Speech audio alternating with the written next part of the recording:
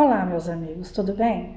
Antes de começarmos o relato de hoje, eu estou passando rapidinho para lembrá-los que o nosso Relatos ao Redor da Fogueira Virtual será agora no dia 28 e gostaria de convidá-los a participar conosco. Envie o seu relato curto de até 6 minutos para o número que está aparecendo aqui na descrição do vídeo até o dia 21. Participe conosco, vai ser muito legal. Você não vai querer ficar fora dessa, né? No mais, eu agradeço o carinho, a companhia. Muito obrigada a todos. Tenham uma excelente noite e vamos ao relato de hoje. Poderia algum poder misterioso amaldiçoar pessoas ou mesmo cidades, provocando acontecimentos fantásticos e inacreditáveis além da nossa imaginação? O que eu vou contar para vocês a seguir mostra que realmente isso pode acontecer.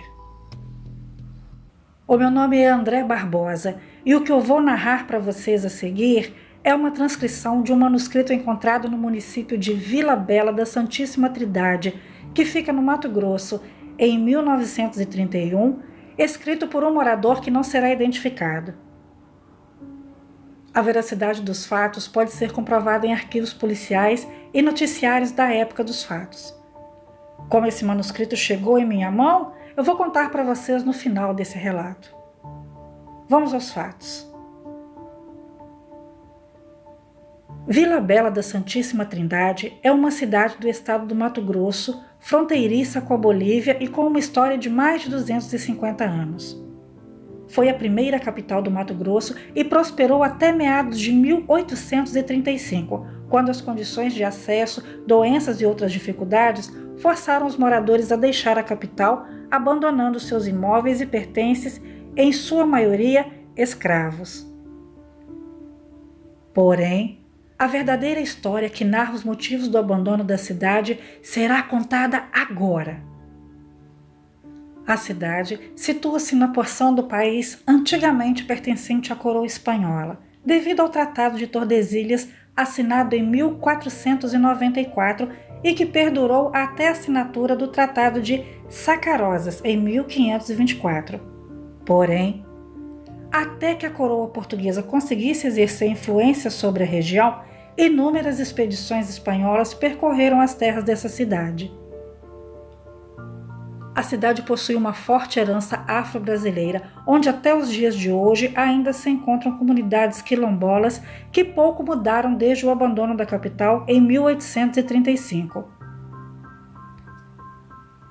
A Inquisição Espanhola foi uma das mais sangrentas da Idade Média, tendo feito milhares de vítimas, e como as reformas protestantes ocuparam o cenário religioso europeu após o período das grandes navegações, muitos religiosos optaram por reiniciar suas vidas no Novo Mundo, ou nas Américas, como queiram.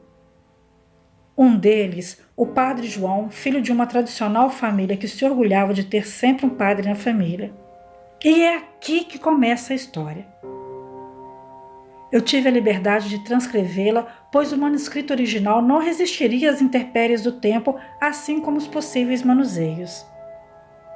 Eu advirto que os fatos são verídicos e aconselho aqueles cuja superstição ou crença sejam presentes em suas vidas que ouçam os fatos com cautela.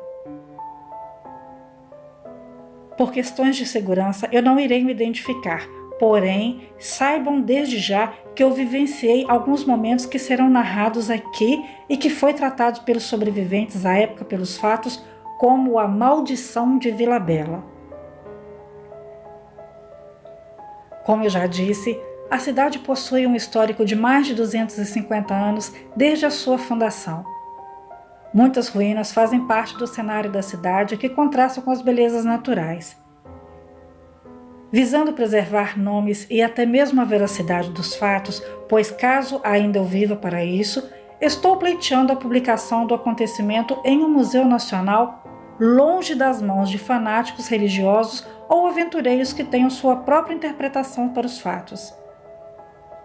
Esta é a carta que eu vou narrar para vocês. A quem interessar. Minha família descobrira ouro no velho rio Guaporé, que banha a margem oeste da cidade. O meu pai sempre foi simples, homem da terra e que na época, além de ser o novo rico da cidade, também ostentava o título de ser o filho ilegítimo de um velho espanhol que viveu na cidade até o começo do século XX. Como não cabia à realidade do local, eu fui concluir meus estudos na capital federal, Rio de Janeiro, e só retornei depois de velho e com carreira estabelecida. O meu pai não herdou terras nem dinheiro do meu suposto avô. Uma das mulheres que minha mãe dizia ser uma das amantes do meu pai era moça fina, filha de espanhóis, nascida no Brasil e criada em Ilhabela. À época, ambos tinham por volta de 20 anos. A minha mãe sempre foi negligenciada, rechaçada, pois deu à luz a um filho que à época era ilegítimo.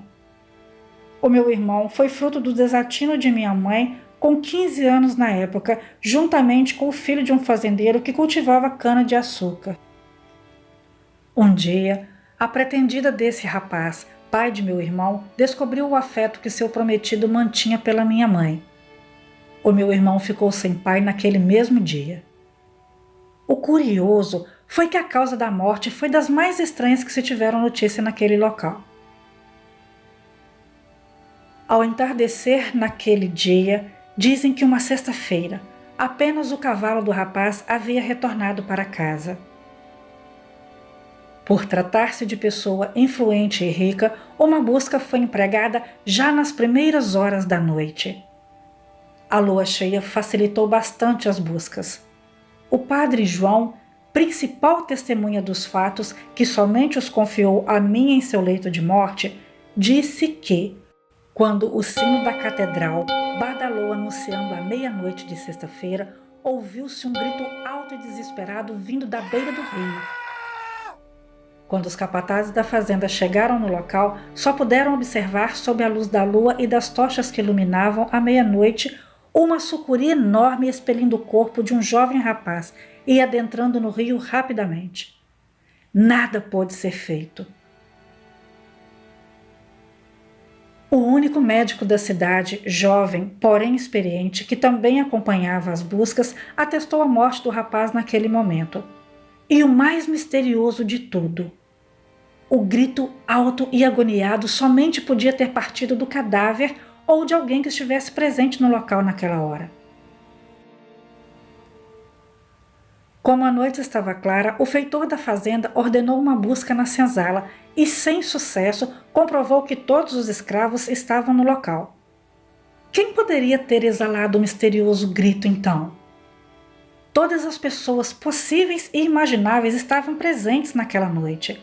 Até mesmo os vizinhos foram questionados e todos tinham respostas convincentes. Foi então que o impensável começou a povoar a mente da cidade. Quem mais além da vítima poderia ter soltado tamanho grito? Seria possível que, mesmo após ter sido devorado pelo medonho animal, o pobre fazendeiro ainda estaria vivo? As respostas assombraram os moradores por semanas, até que um mês após a tragédia, em uma noite de lua cheia clara e límpida, chega à cidade uma família de espanhóis que haviam acabado de comprar uma fazenda. Estavam em uma carruagem negra iluminada por lampião. Os escravos que foram vendidos juntos com a propriedade presenciaram 4 pessoas descendo da carruagem. Notoriamente, 3 mulheres e o cocheiro que iluminava o caminho com o lampião. Logo, a população começou a nutrir curiosidade pelas 3 mulheres que, curiosamente, não saíam de casa. Apenas uma mucama, conhecida como Maria das Dores, tinha acesso ao interior da casa grande, e nenhum